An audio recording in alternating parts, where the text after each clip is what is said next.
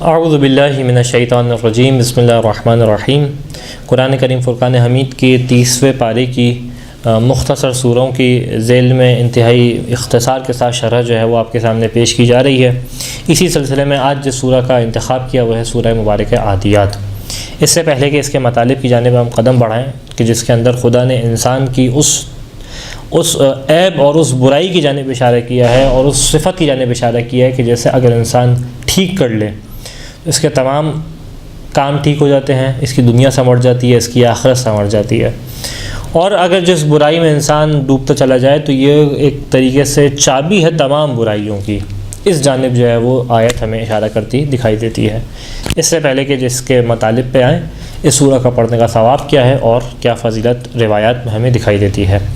روایت چھٹے امام جعفر صادق علیہ السلام سے بیان کرتے ہیں، من قرأ سورۃ العادیات وأدمن قراءتها بعثه اللہ عز وجل مع امیر المؤمنین علیہ السلام، کہ بیان کرتے ہیں کہ جو شخص سورہ مبارکہ عادیات کی تلاوت کرے اور اس کی تلاوت کو جو ہے وہ دوام کے ساتھ کرے، یعنی مستقل انداز سے اس کی تلاوت کرے، خدا اس کو جب مبعوث کرے گا، قبر سے اٹھائے گا، جیسا انشاءاللہ اشارہ کریں گے اس کے مطالب میں کہ جو اس جانب اشارہ کرتے دکھائی دیتے ہیں کہ جب انسان کو قبر سے اٹھایا جائے گا تو اس کا حال کیا ہوگا۔ تو جب خدا انسان کو قبر سے اٹھائے گا، مبعوث کرے گا، تو اس کو امام علی امیر المؤمنین علیہ السلام کے ساتھ مبعوث کرے گا یوم القیامت خاصتاً، یعنی امام کے خاص افراد میں جو ہے یہ ان کے ساتھ ہوگا۔ وَقَانَ فِي حُجْرِهِ وَرُفَقَائِهِ، اور اس کیفیت میں ہوگا کہ امام کے رفقا میں شامل ہوگا، امام کے اور خاص افراد جو ہیں وہ ان کے شامل ہوگا، امام کے حجرے میں امام کے ساتھ ہوگا، یعنی امام کے غرفے میں خدا اس کو یہ مقام عطا کرے گا، کیونکہ دونوں چیزیں ہمیں اس کے اندر دکھائی دیتی ہیں۔ امام علی کی فضیلت کے اعتبار سے بھی آیات موجود ہیں اور انسان کے قبر سے اٹھائے جانے کے بارے میں بھی آیات موجود ہیں۔ پھر روایت ہے رسول خدا ختم مرتبہ صلی اللہ علیہ وآلہ وسلم سے بیان کرتے ہیں کہ من قرأ هذه السورة اعطی من الاجر كمن قرأ القرآن، کہ جس نے اس سورہ کی تلاوت کی اس کو اتنا اجر ملے گا کہ جیسے اس نے پورے قرآن کی تلاوت کی۔ یعنی کتنی آیات ہیں؟ کل 11 آیات ہیں جو انتہائی چھوٹی اور مختصر آیات ہیں۔ انسان اس کی تلاوت کرے، کتنا خدا ثواب دے رہا ہے، کتنی رحمت ہے کہ جیسے پورا قرآن اس نے پڑھا ہو۔ ومن ادمن قراءتها وعلیہ الدین، اور خاص طور پہ یہ سورہ کے جو فوائد بیان کیے وہ یہ کہ جو مقروض ہے اور اس کو سمجھ نہیں آ رہا کہ اس کا قرض کہاں سے ادا ہو، قرض پہ قرض بڑھ رہا ہے، مشکلات ہیں، پریشانی ہے، قرض دینے والا بھی تنگ کر رہا ہے، تو یہ سورہ ہے جو انسان کو اس چیز سے نجات عطا کرے گی اور اس کے لیے وسائل فراہم کرے گی کہ انسان کا قرض ادا ہو جائے۔ کہ جو سورہ کی تلاوت کرے اور اس کے اوپر دین ہے، اعان اللہ علی قضائہ سریعا کائنا ما کان، کہ خدا اس کی مدد کرے گا کس چیز کو؟ اس کے قرضے کو ادا کرنے میں، سریعا، اور ایسا ہوگا کہ جلد ہی اس کا قرضہ جو ہے سورہ کی برکت کی وجہ سے ادا ہو جائے گا، کائنا ما کان، جتنا بھی قرضہ ہو۔ خدا کے لیے زیادتی تھوڑی ہے، خدا وسائل فراہم کرنے کے لیے فراہم کر سکتا ہے، تو اس کا جو ہے اس طریقے سے قرضہ ادا ہو جائے گا۔ اور ہمیں روایت میں اسی مفہوم کی روایت اور بھی دکھائی دیتی ہیں۔ ایک اور فائدہ جو روایات نے بیان کیا اس کا امام صادق علیہ السلام بیان کر رہے ہیں کہ من قرأها للخائف امن من الخوف، کہ ایک شخص جو خوف کی کیفیت میں ہے اور اس کے لیے سورہ کو پڑھا جائے تو یہ سورہ اس کو خوف سے نجات دے گی۔ وقرأتها للجع يسكن جوعه، اور اگر ایک شخص بھوکا ہے اور اس بھوکے کے لیے سورہ کو پڑھا جائے تو اس کی بھوک میں افاقہ ہوگا، اس کو جو ہے وہ سکون عطا ہوگا۔ والعطشان يسكن عطشه، اسی طریقے سے اگر پیاسے کے اوپر پڑھی جائے تو خداوند متعال اس پیاسے کی پیاس میں جو ہے اس کو مدد دے گا اور اس طریقے سے اس کی پیاس جو ایک حد تک بجھے گی۔ یہ جو ہے وہ اس کے سورہ کے مختصر اور جو ہے وہ فضائل اور کمالات دکھائی دیتے ہیں۔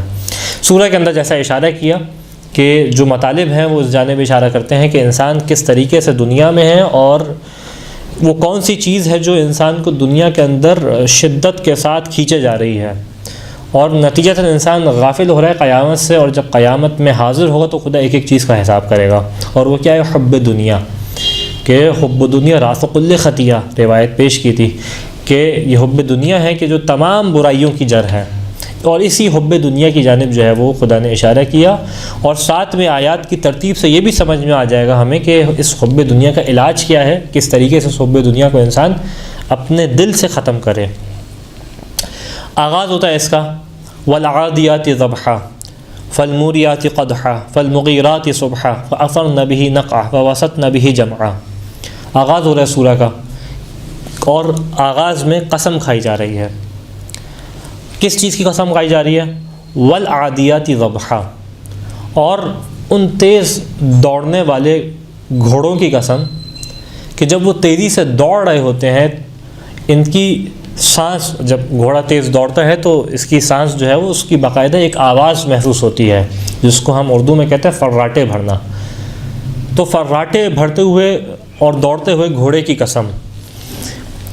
عربی میں اس کلمے کے عادیات کو دیکھیں تو عادیات کا مطلب ہے تیزی سے گزرنا، یہ جمع ہے عادیہ کی، عادیہ نکلا ہے عدوف سے، عدوف یعنی تیزی سے نکل جانا، اور جدا ہونے کے معنی میں بھی ہے، یعنی جدا ہونے میں بھی وہی معنی ہے کہ جو ہے وہ تیزی سے جدا ہو جانا۔ یہیں سے جو ہے وہ لفظ عدوف نکلا ہے، یعنی دشمن۔ وہ کس اعتبار سے کہ جب دل جو ہے وہ ایک دوسرے سے جدا ہو جائیں تو یہاں پہ کہا جاتا ہے دشمن ہے۔ پہلا معنی یہ۔ دوسرا صبحا والعادیات ضبحا۔ ضبح کیسے کہتے ہیں؟ جب تیزی سے جانور دوڑ رہا ہو تو اس کی سانس پھول رہی ہوتی ہے، سانس جو ہے وہ اس کی تیز آواز سے لے رہا ہوتا ہے، اس کو کہتے ہیں ذبح۔ والعادیات ضبحا۔ اشارہ کس جانب ہے؟ اشارہ کچھ خاص سواریوں کی جانب ہے جو بہت تیزی سے دوڑ رہی تھیں، اور اس دوڑنے کی وجہ سے ان کی سانس کی آواز محسوس ہو رہی تھی۔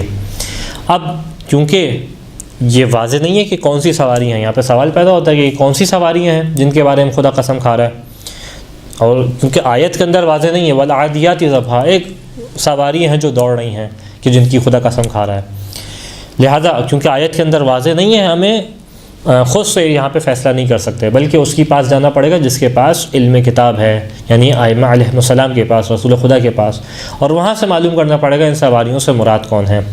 وہاں پہ دو اس کے مصادیق دکھائی دیتے ہیں۔ پہلا مصداق ہے کہ جہاں امام نے بیان کیا ہادہ سورہ نزلت فی اہل وادی الیابس، کہ یہ جو ہے وہ جنگ ذات سلاسل میں وادی یابس والوں کے لیے نازل ہوئی تھی۔ یہ قصہ کیا ہے انشاءاللہ آیات کو پڑھنے کے بعد آپ کے سامنے پیش کریں گے کہ کس طریقے سے وادی یابس کا قصہ ہمیں دکھائی دیتا ہے۔ امام بیان کر رہے ہیں کہ اس کو جو ہے وہ نازل کیا گیا وادی یابس کے لیے۔ دوسرا کیا مصداق اس کا بیان کیا؟ دوسرا وہ مصداق بیان کیا کہ جب اونٹ جو ہے وہ سواری دوڑائی جا رہی ہوتی ہے اونٹ کی اور مکے کی جانب، تو وہ ان سواریوں کی جانب اشارہ ہے، ان دوڑنے والی سواریوں کی جانب۔ اب یہ سوال کہ یہ وادی یابس کیا ہے اور کس جانب اشارہ ہے؟ تاریخ لکھتی ہے کہ مدنی زندگی میں رسول خدا کی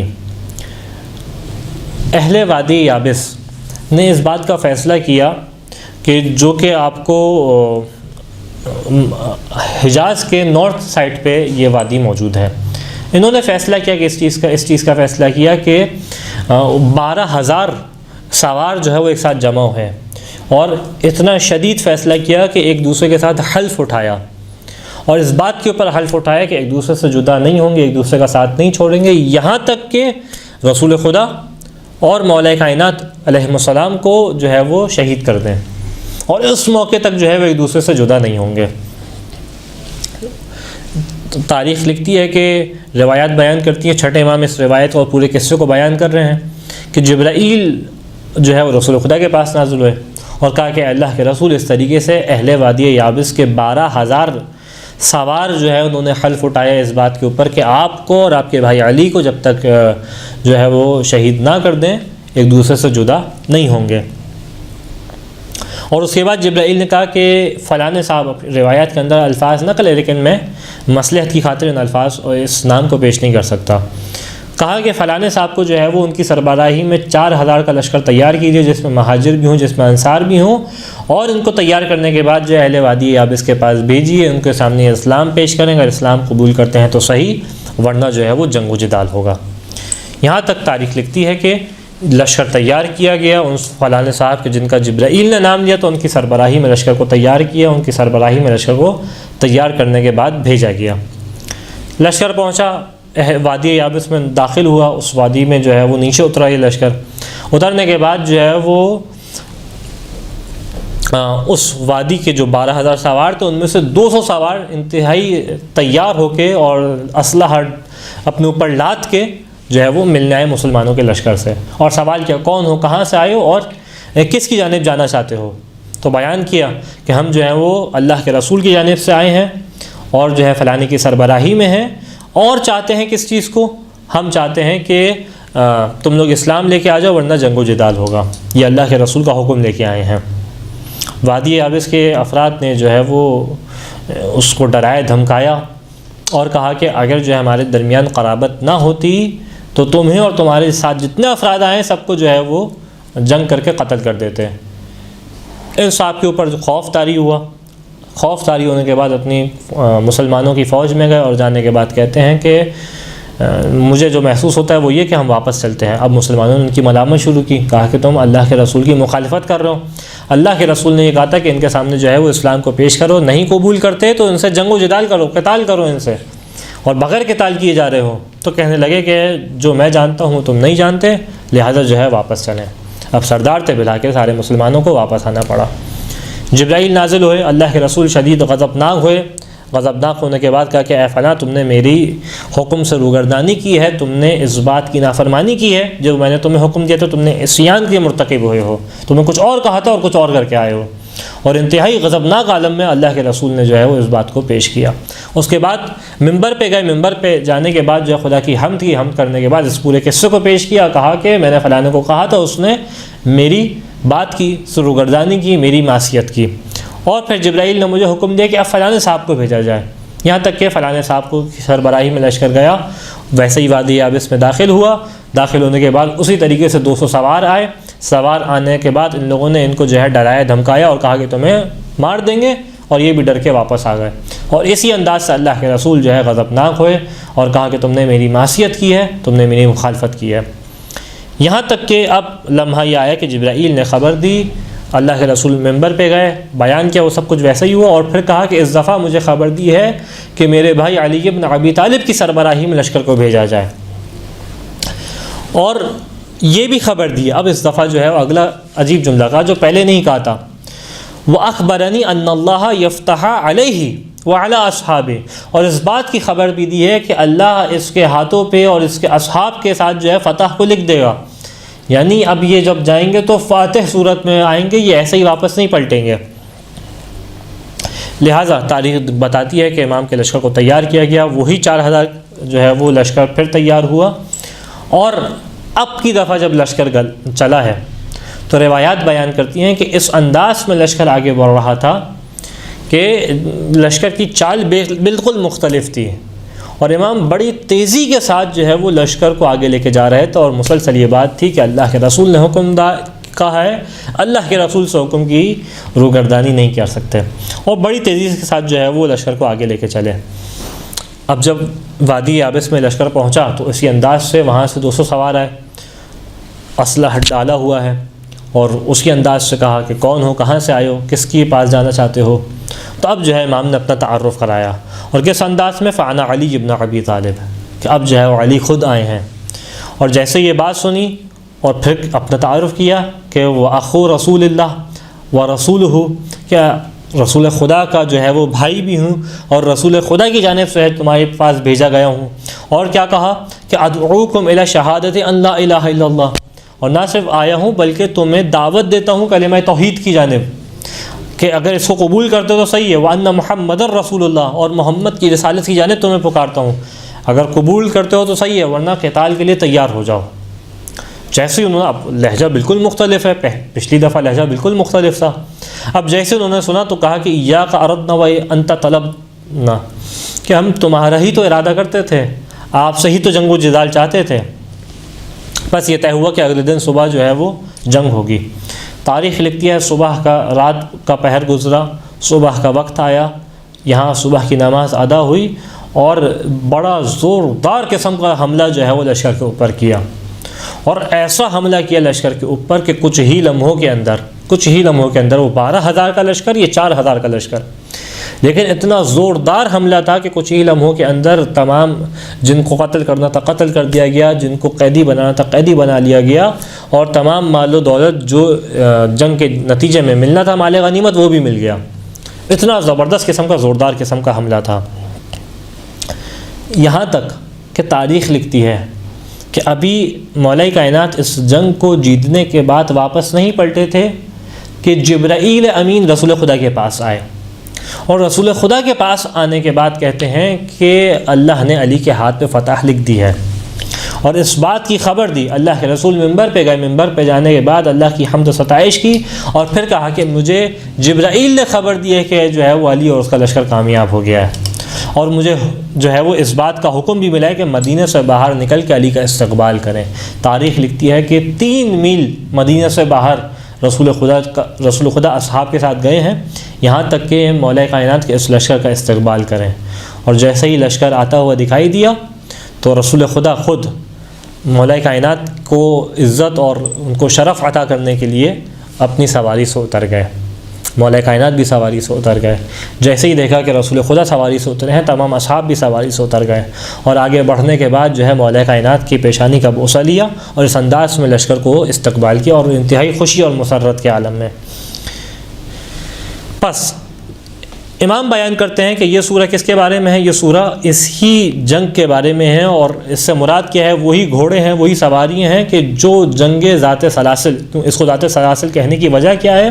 کیونکہ اس کے اندر ایک بہت بڑی فوج تھی جس کو جو ہے وہ قیدی بنا کے لایا گیا تھا، جو مال غنیمت، اور پھر روایات کے اندر ہے کہ جتنا مال غنیمت اس جنگ کے اندر مسلمانوں کو ملا کسی جنگ کے اندر نہیں ملا، صرف اگر ملا تو جنگ بدر کے اندر ملا۔ اور پھر روایات ہیں کہ یہ جنگ جو ہے وہ مثل جنگ بدر تھی۔ جنگ بدر کی فضیلت مسلمانوں کے نزدیک انتہائی واضح، یعنی اس کو بیان کرنے کی ضرورت نہیں ہے، تو اس کی فضیلت ویسے ہی ہے جیسے جنگ بدر کی فضیلت تھی۔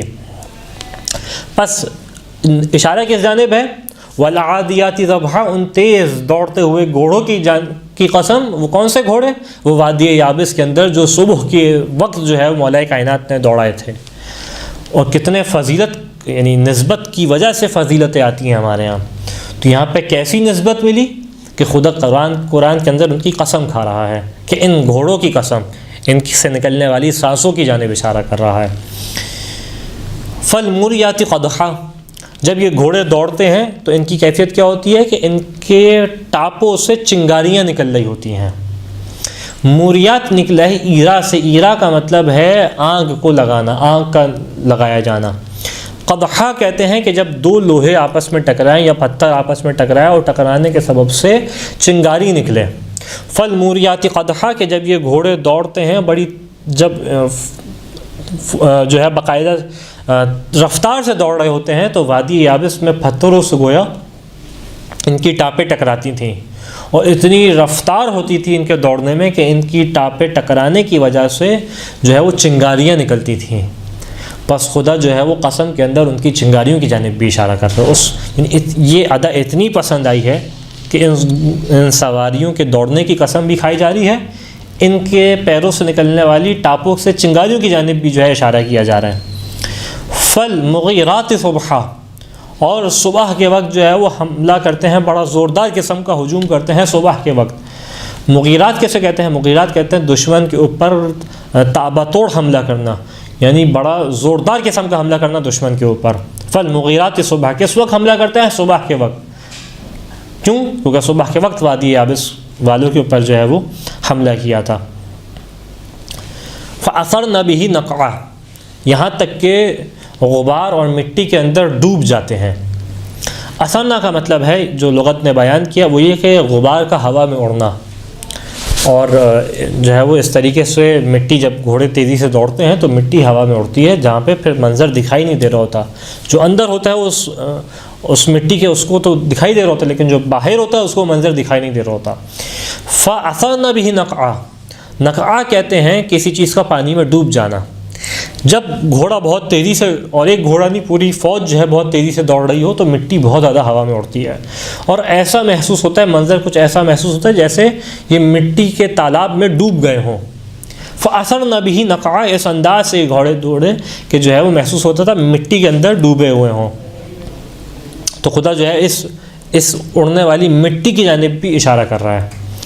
فَوَسَطْنَ بِهِ جَمْعًا، اور نتیجہ کیا ہوتا ہے کہ دشمن کے بالکل قلب میں جو ہے یہ لوگ پہنچ جاتے ہیں، اور پہنچنے کے بعد جو ہے وہ اس طریقے سے حملہ کرتے ہیں۔ فَوَسَطْنَ بِهِ جَمْعًا، یعنی قلب میں پہنچ جاتے ہیں، درمیان میں پہنچ جاتے ہیں دشمن کے۔ یہاں پہ اشارہ کرتے چلیں کہ یہاں پہ 2 قرأتیں ہیں جیسے معروف ہے کہ 7 قراءتیں موجود ہیں، تو اس آیت میں قراءت کے اعتبار سے اختلاف پایا جاتا ہے۔ ایک قراءت یہ ہے کہ فوسطنا، یعنی قلب لشکر میں پہنچ جاتے ہیں، تو اس معنی یہ ہوگا کہ لشکر کے بالکل جو ہے درمیان میں پہنچ کے حملہ کر رہے ہوتے ہیں۔ دوسری جو قراءت ہے وہ ہے جہاں پہ سین کے اوپر تشدید موجود ہے، فوسطنا بہ جمعا، یعنی اس کا معنی یہ ہو جائے گا کہ لشکر کو جو ہے وہ چاروں جانب سے گھیر لیتے ہیں اور گھرنے کے بعد حملہ کر رہے ہوتے ہیں۔ بہرحال یہ جو ہے وہ اختلاف قراءت اس اعتبار سے ہمیں دکھائی دیتا ہے۔ یہاں پہ یہ بات سمجھ میں آتی ہے کہ خدا قرآن میں جب کسی چیز کی قسم کھاتا ہے تو وہ کوئی معمولی چیز نہیں ہوتی جس کی قسم کھائے۔ خود انسان بھی اپنے کلام کے اندر جب کسی چیز کی قسم کھاتا ہے تو معمولی چیز کی قسم نہیں کھاتا، تو خدا کا کسی چیز کا قسم کھانا یہ بتلاتا ہے کہ وہ چیز جس کی قسم کھائی جا رہی ہے بہت اہم اور بہت قیمتی چیز ہے، کہ جس کے بارے میں خدا جو ہے اس طریقے سے اشارہ کر رہا ہوتا ہے۔ لہٰذا ہمیں سمجھ میں آتا ہے کہ یہ جو گھوڑے اور یہ سواریاں کہ جو مولا کائنات نے اس میدان کے اندر حملے کے لیے استعمال کی، خود اگر دیکھا جائے تو ایک اعتبار سے سواری ہے، لیکن کیونکہ اس کی نسبت ایسی ہے کہ اس کو جو ہے وہ راہ خدا میں اس طریقے سے استعمال کیا گیا، لہٰذا اس کی جو ہے وقت اور ویلیو اتنی بڑھ جاتی ہے کہ خدا قرآن میں اس کی قسم کھا رہا ہے، اور قسم کھانے کے بعد جو ہے اس جانب اشارہ کر رہا ہے۔ تو یہاں پہ اعتبارات نسبتوں کے اعتبار سے ہیں، کس چیز کی کیا نسبت ہے۔ یہاں پہ یہ نہیں دیکھا جاتا، جو بہت سارے اعتراضات کیے جاتے ہیں کہ علم کو کیوں چومتے ہیں، تابوت کو کیوں چومتے ہیں، کربلا جاتے ہیں تو کربلا کی خاک کو کیوں چومتے ہیں، ذریعہ مقدس کو کیوں چومتے ہیں، تمام چیزیں نسبتوں کے اعتبار سے ہیں۔ نسبت بدلتی جائے، یہی سواری کسی اور کی ہو تو بعض اوقات اتنی پست ہو جائے گی کہ اس کے اوپر نفرین کی جائے گی، لیکن یہی سواری اگر راہ خدا میں دوڑانے والے گھوڑوں کی ہو، وہ گھوڑے ہوں جو راہ خدا میں دوڑ رہے ہیں، خدا کی جہاد کے امر پہ دوڑ رہے ہیں، تو اتنی ویلیو ان کی بڑھ جاتی ہے، خدا ان کی قرآن میں اس انداز سے قسم کھاتا ہے۔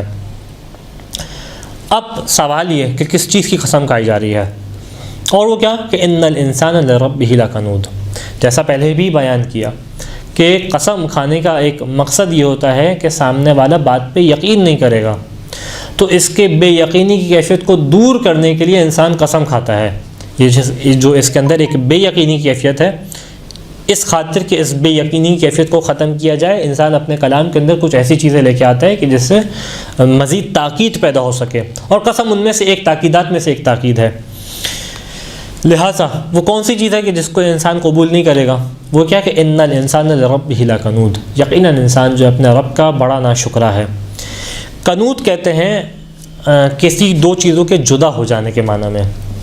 زمین جب جو ہے وہ اس کے اندر کچھ اگ نہ رہا ہو تو اس کو کہتے ہیں کنود، یعنی زمین جو ہے وہ کچھ اگا نہیں رہی، کچھ جو ہے وہ پروڈکٹیوٹی نہیں دے رہی، اس معنی میں کنود کا جو ہے استعمال کیا جاتا ہے۔ یہاں کس معنی میں ہے؟ یہاں اس معنی میں ہے کہ انسان جو ہے وہ رب کی نعمت کا ناشکرا ہوا ہے، یعنی رب کی نعمتیں آ رہی ہیں لیکن یہ انسان اور رب کی نعمت ایک دوسرے سے بالکل جدا ہوئی ہوئی ہے، آپس میں دونوں کا جو ہے وہ اس اعتبار سے ارتباط نہیں ہے۔ تو ان الانسان لربہ لکنود، اور پھر روایات نے بیان کیا یہاں پر کنود کا معنی کیا؟ الکفور، یعنی کفران نعمت کر رہا ہے رب کی، اور یقیناً یقیناً انسان جو ہے وہ کفران نعمت کرتا ہے رب کی۔ اور یہاں پہ الانسان ہے، یعنی تمام انسانوں کی جانب اشارہ ہے، الا یہ کہ جو پھر جیسا بیان کیا کہ ایمان لے کے آ جائے، عمل صالح انجام دے دے، یہ بالکل اس آیت کی مشابہ جو سورہ مبارکہ ہے عصر میں دکھائی دیتی ہے کہ ان الانسان لفی خسر، انسان خسارے میں ہے، الا الذین آمنوا وعملوا الصالحات، سوائے وہ لوگ کہ جو ایمان لے کے آ جائیں اور عمل صالح انجام دیں۔ البتہ یہاں پہ کچھ سوال پیدا ہوتے ہیں، اور وہ یہ کہ انسان کی کیا طبیعت میں کفران نعمت ہے، جس طریقے سے اشارہ ہے اس آیت کے ظاہر سے سمجھ میں آ رہا ہے ان الانسان لربہ لکنود، یہ انسان رب کا بڑا ناشکرا ہے، تو کیا طبیعت انسان کے اندر خدا نے ناشکری رکھی ہے؟ کیونکہ بعض ایک آیات ہیں جو دکھائی دیتی ہیں کہ وَلَقَدْ كَرَّمْنَا بَنِي آدم، ہم نے بنی آدم کو کرامت عطا کی، تو ایک جانب جو ہے کرامت کی بات چل رہی ہے، اور ایک جانب ہے کہ انسان کفران نعمت کر رہا ہے، رب کی نعمت کا ناشکرا ہے۔ تو نتیجہ کیا ہے اور کس طریقے سے دونوں کو جمع کیا جائے؟ تو یہاں پہ جو ہے مفسرین یہ بیان کرتے دکھائی دیتے ہیں کہ انسان کی ذات کے اندر دو جنبے ہیں جو دکھائی دیتے ہیں۔ ایک جنبہ وہ ہے کہ جو اس کو نیکی کی جانب لے کے جاتا ہے، اور ایک جنبہ وہ ہے کہ جو اس کو کفران نعمت کی جانب لے کے جاتا ہے۔ اور یہ بالکل اسی انداز سے ہے کہ جس انداز سے مٹی ہے اور سرخیز زمین ہے، اس کے اندر اگر بیج کو اگایا جائے، اس کو زرخیزی کی جانب لے کے آیا جائے تو یہ بہترین پھل دیتی ہے، لیکن اسی زمین کو اگر جو ہے زرخیزی کی جانب نہ لے کے جائے، چھوڑ دیا جائے، تو یہاں پہ گھاس پھوس اور یہاں پہ کانٹے دار پودے اگتے ہیں۔ تو انسان کی فطرت بھی اسی انداز ہے، جس جانب لے کے جائے اس جانب جو ہے وہ اس کا ثمارہ دے گی۔ اگر بلند ہوگی تو فرشتوں سے بلند ہو جائے گی، اور پستی پہ جائے گی تو جانوروں سے بھی پست ہوتی چلی جائے گی۔ اس انداز سے جو ہے وہ دکھائی دیتا ہے۔ دوسرا یہاں پہ سوال یہ کہ اس قسم کا، یعنی جو اور وہ چیز جس کی قسم کھائی گئی، دونوں میں کوئی ربط ہے یا ربط نہیں ہے؟ کیونکہ اکثر ہمیں قرآن کی آیت دکھائی دیتی ہیں جہاں خدا قسم کھا رہا ہے اور وہ چیز جس کی قسم کھا رہا ہے، دونوں میں آپس میں ایک رشتہ ہوتا ہے۔ تو یہاں پہ کیا رشتہ ہے اس چیز کے درمیان کہ جس کی قسم کھائی جا رہی ہے اور کہ جو قسم کھانے والا ہے؟ تو یہاں پہ بیان کرتے ہیں قسم کس چیز کی کھائی گئی؟ دوڑنے والے گھوڑوں کی، یعنی جہاد میں استعمال ہونے والے گھوڑوں کی قسم کھائی جا رہی ہے۔ اور کس چیز پہ قسم کھائی جا رہی ہے؟ کہ انسان رب کا ناشکرہ ہے۔ تو کس طریقے سے دونوں کا رشتہ ہے؟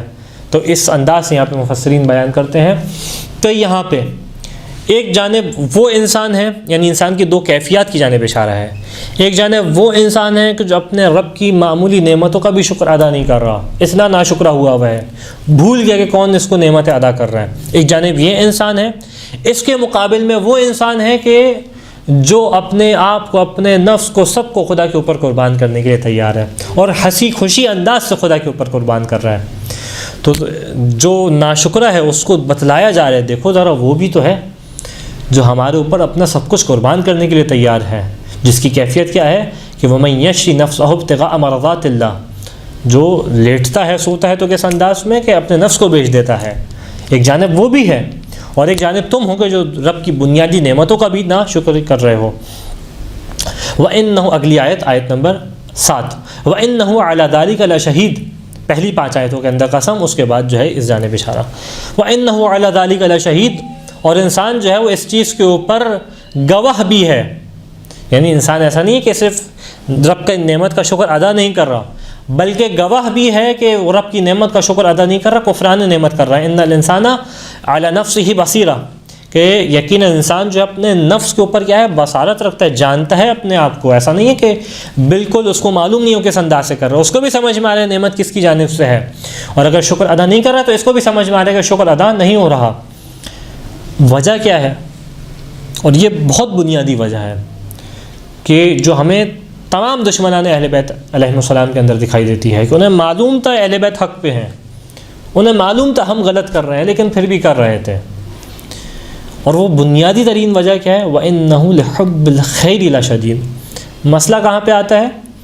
یہ مال دنیا کی جانب بہت زیادہ محبت رکھتا ہے، اس کا دل بہت زیادہ کھنچتا ہے مال دنیا کی جانب۔ لشدید، یعنی شدید محبت ہے کس سے؟ مال دنیا سے۔ یہ بنیادی طور پہ وہ چیز ہے کہ جو انسان کو برائیوں کی جانب لے کے آتی ہے۔ آپ دیکھیں اہل بیت علیہ السلام کے مقابل میں آنے والے کیا نہیں جانتے تھے یہ حق پہ ہیں؟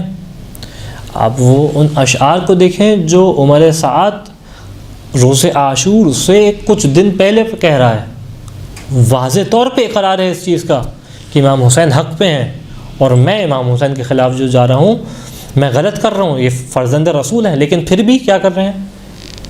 اس جو ہے وہ فعل کو انجام دے رہے ہیں۔ وجہ کیا ہے؟ انہ لحب الخیر لشدید، شدید دنیا کی محبت ہوتی ہے جو انسان کو اس جانب کھینچ کے لے کے آتی ہے۔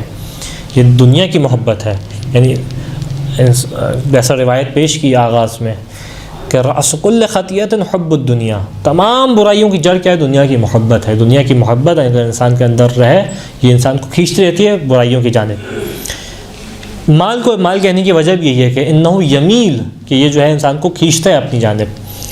البتہ یہاں پہ ایک سوال یہ ہے کہ جو آیت کے اندر انہ لحب الخیر، یہ جو ہے وہ خیر کا لفظ استعمال کیا گیا اور کہا کہ خیر کی محبت جو ہے وہ انسان کے اندر شدید ہے، اور یہاں پہ تمام مفسرین معنی مال کا کر رہے ہیں، مال دنیا کا کر رہے ہیں۔ تو کیا وجہ ہے کہ خیر کا لفظ کہہ رہے ہیں اور مال دنیا کا معنی کر رہے ہیں؟ تو پہلی بات تو یہ کہ قرآن میں اور بھی مقامات پہ ہمیں جو ہے وہ یہ اس انداز سے دکھائی دیتا ہے، جیسے سورہ مبارکہ بقرہ کی آیت نمبر 180 کہ جہاں پہ خیر کہا گیا اور مراد کیا ہے؟ مال ہے۔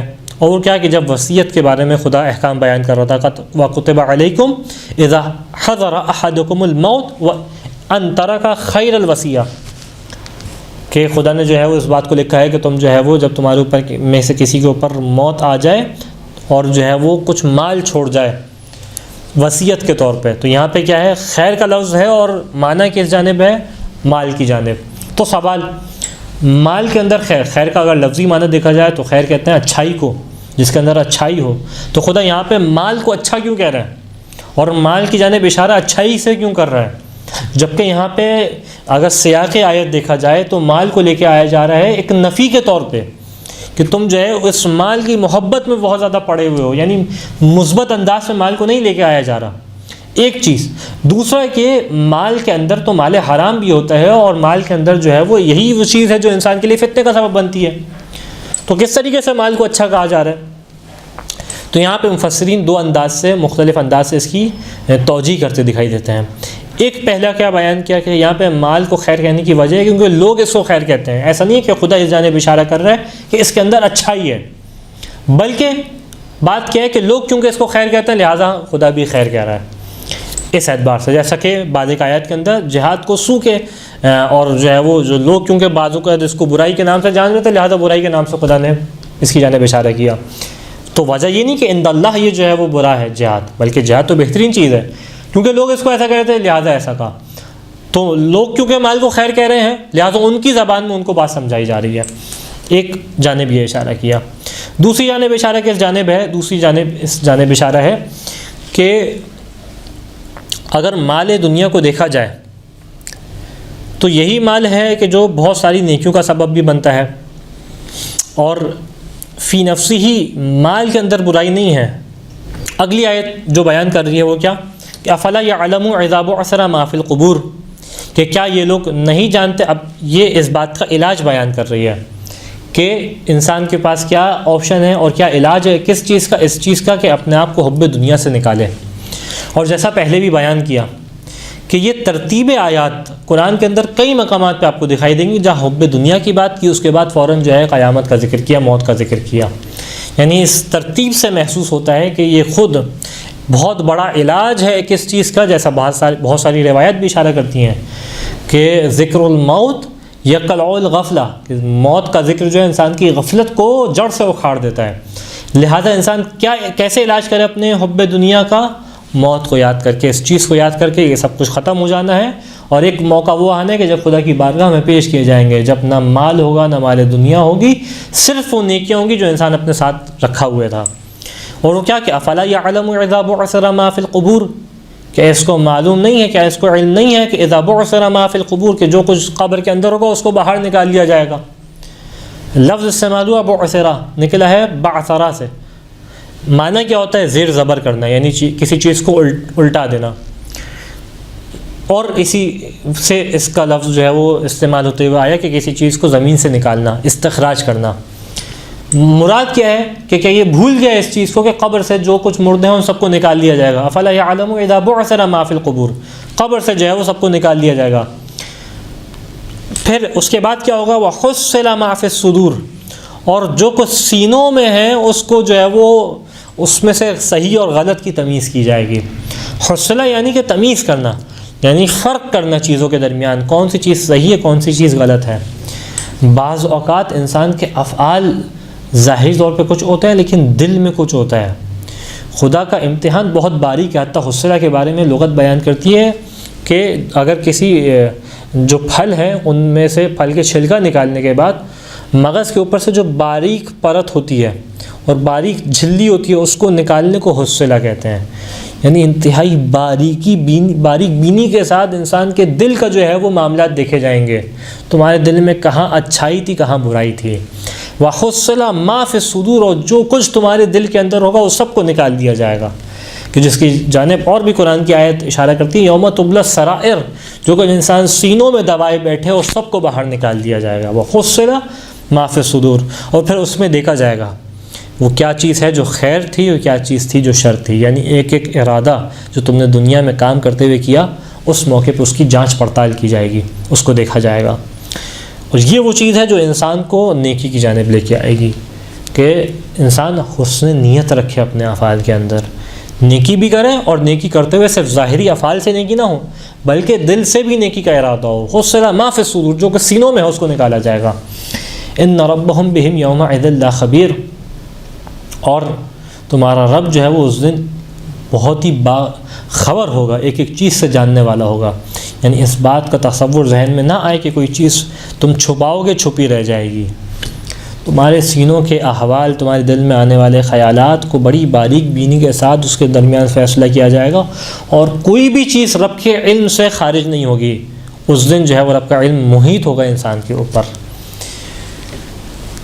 ایک یہ معنی ہے جو ان آیات کا دکھائی دیتا ہے، اور خاص طور پہ اس کا مصداق جو ہے روایات بیان کرتی دکھائی دیتی ہیں، جیسا پہلے ابتدا میں پیش کیا کہ اللہ کے رسول نے پہلے 2 افراد تھے جن کی سربراہی میں لشکر کو بھیجا، تو روایات بیان کرتی ہیں یہ خاص طور پہ اشارہ ہے ان 2 افراد کی جانب کہ ان کو قبر سے اٹھایا جائے گا، ان کے دلوں کی کیفیات کو بیان کیا جائے گا، اور خدا جو ہے وہ ان کے دل کی کیفیات کو اس انداز سے جانتا ہوگا۔